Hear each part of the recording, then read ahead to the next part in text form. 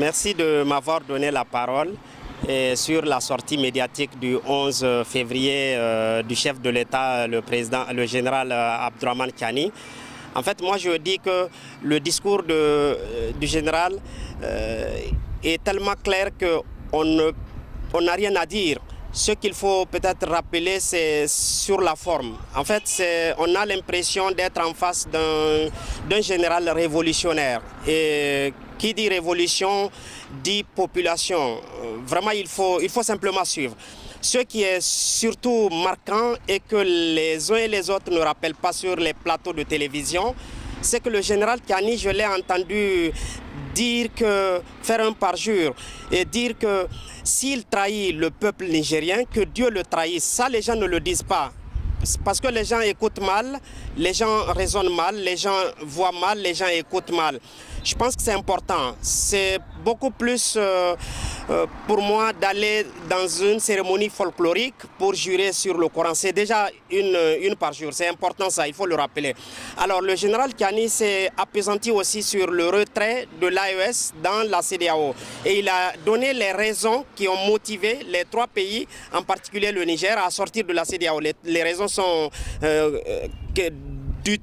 vraiment ça, parce qu'il a évoqué les raisons économiques, parce que la CEDEAO est un organe aujourd'hui qui n'arrange pas l'AES, qui n'arrange pas le Niger.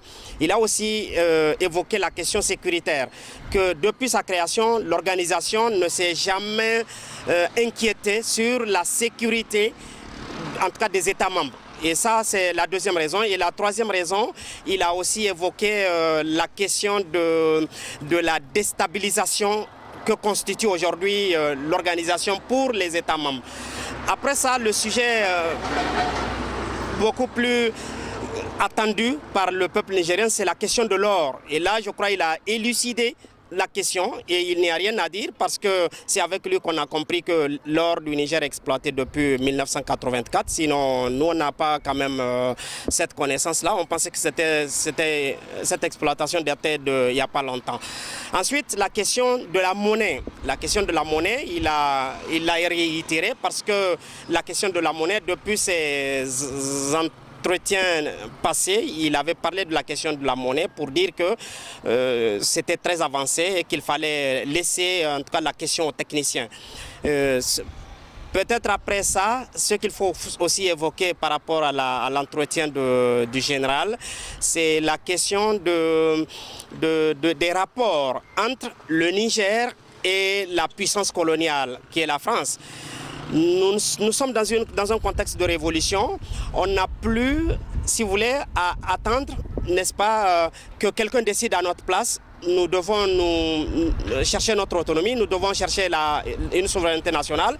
Et c'est ça qui a fait dire le général Tiani que l'État a envoyé le Premier ministre et sa délégation à l'extérieur pour diversifier les partenaires.